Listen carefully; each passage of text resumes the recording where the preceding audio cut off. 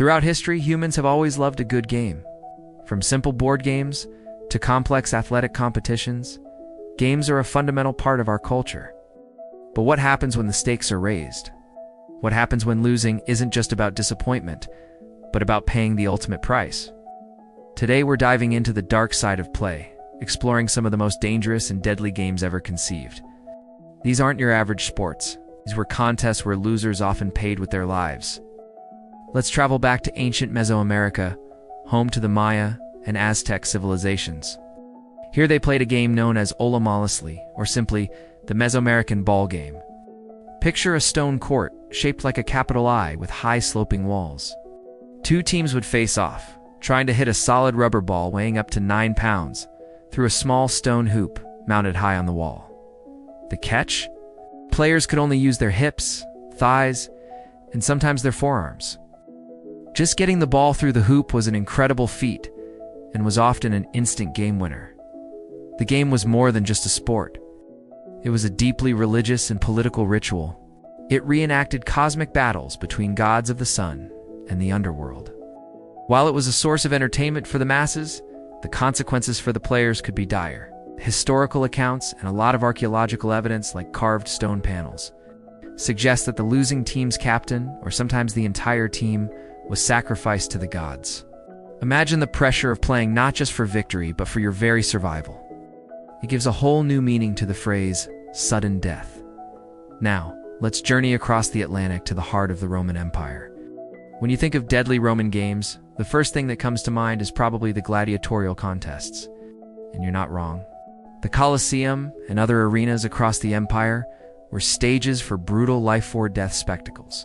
Gladiators, who were usually slaves, criminals, or prisoners of war, were trained in special schools to fight.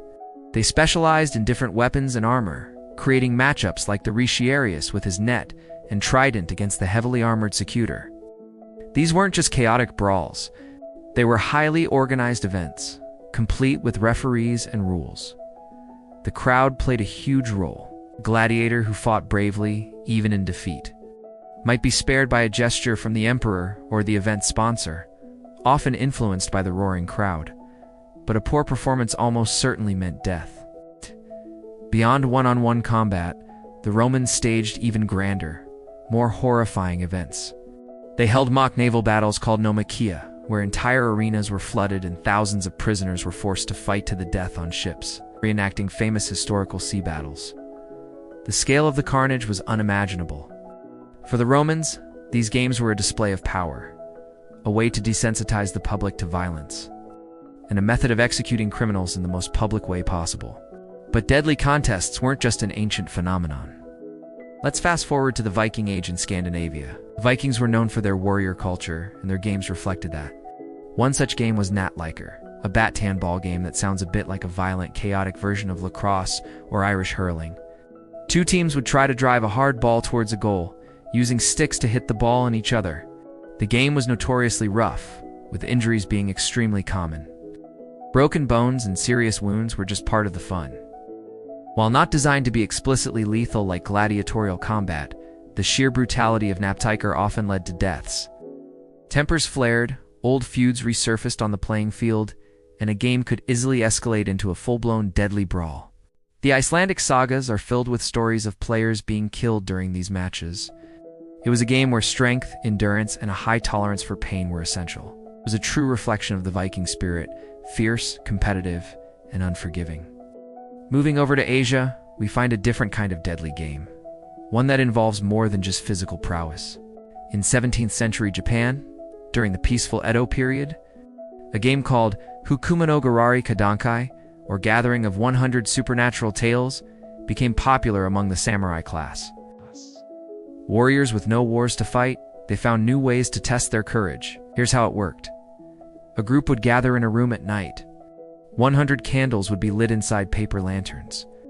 One by one, each person would tell a Kaden, a chilling ghost story, or a tale of a terrifying encounter with a supernatural being. After each story was finished, the storyteller would go into an adjacent room, extinguish one candle, and look into a mirror before returning. As the room grew darker and darker with each extinguished flame, the tension and fear would mount. The game was built on the belief that when the final 100th candle was put out, the darkness would invite a real spirit or demon to appear. This wasn't a game of physical combat, but of psychological endurance. It was a test of bravery against the unknown, a contest to see who could face their deepest fears without breaking. While no one was physically harmed, the mental toll and the belief in summoning a real entity made it a truly terrifying experience. From the ritual sacrifices of the Mesoamerican ballgame to the brutal spectacles of the Roman Colosseum, and from the violent chaos of Viking Gnatliker to the psychological terror of Japanese ghost stories, it's clear that games have not always been about innocent fun. They have been used as religious rituals, political statements, training for war, and tests of courage. They reflect the values, beliefs, and often the brutality of the societies that created them. These contests remind us that for some, playing the game was a matter of life and death. It's a sobering thought the next time you sit down for a friendly board game. Thanks so much for joining us on this journey into the darker side of history's games. If you found this fascinating, make sure to hit that like button and subscribe for more deep dives into the past. Let us know in the comments which of these games you found the most terrifying. See you next time.